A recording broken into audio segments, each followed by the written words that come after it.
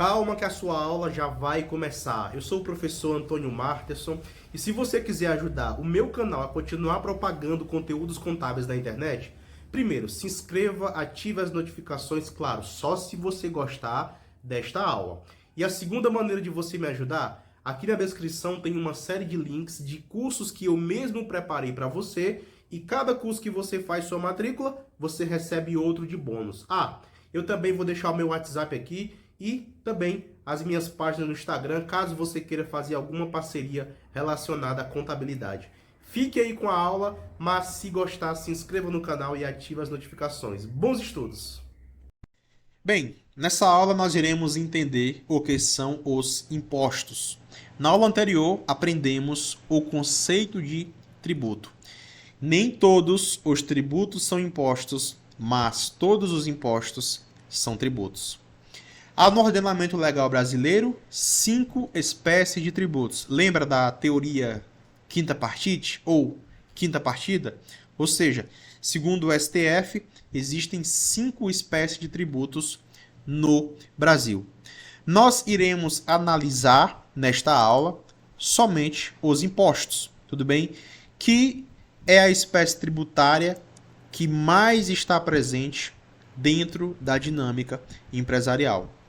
O Código Tributário Nacional, no seu artigo 16, diz o seguinte: imposto é o tributo cuja obrigação tem por fato gerador uma situação independente de qualquer atividade estatal específica relativa ao contribuinte.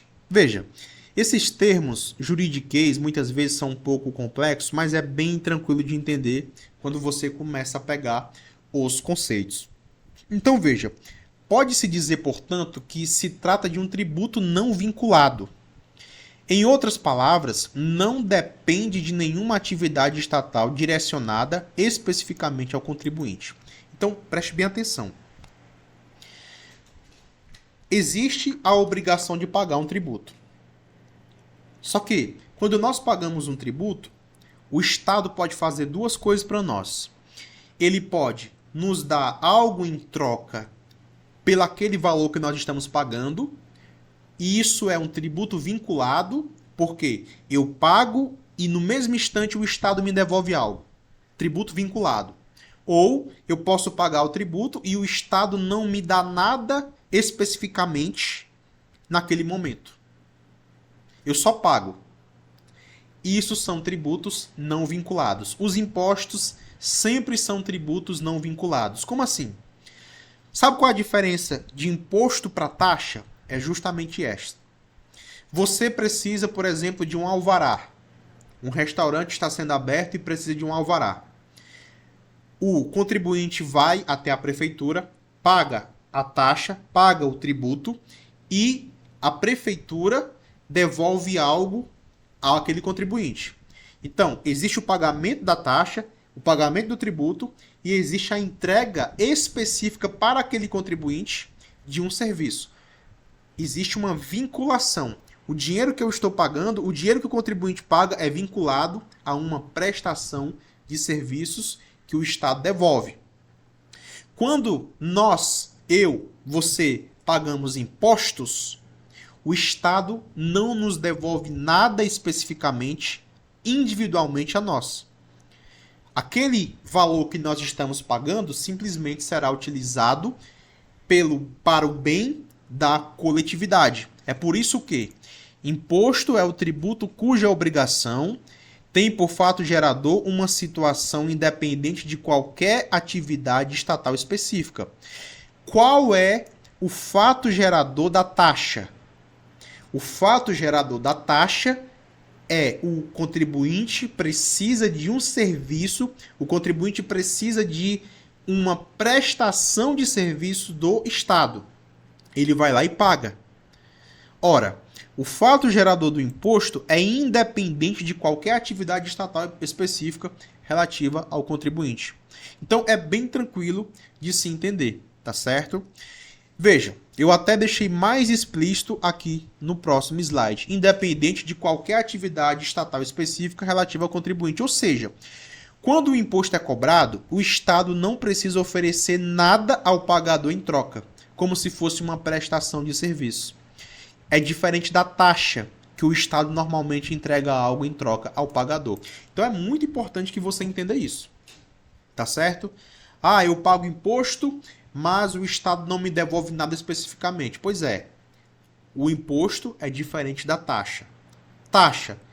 Imagine como se você estivesse no supermercado. Você paga e recebe algo. Tá? Você paga no supermercado e recebe algo. Isso é a taxa. O imposto não. Você paga porque causou o fato gerador, tá? Que nós iremos entender o que é o fato gerador. Causei o fato gerador, pago o imposto e o Estado não é obrigado a me devolver nada especificamente. Tá bom? Nós temos impostos reais e impostos pessoais, tá?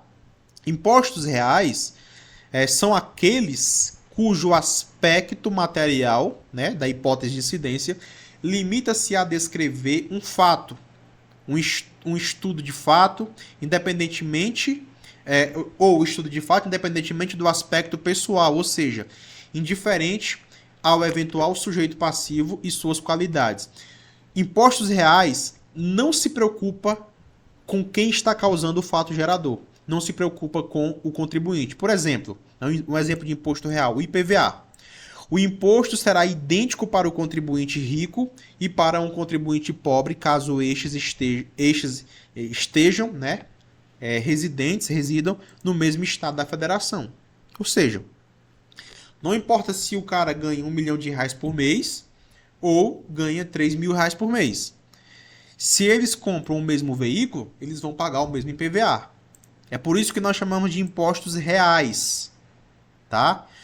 É o imposto que vai ser aplicado independente de quem seja o contribuinte. E não se importa com o contribuinte, o quanto ele ganha, qual a faixa salarial dele, tá? A alíquota vai ser a mesma. Ou seja, não vai ter uma certa diferenciação.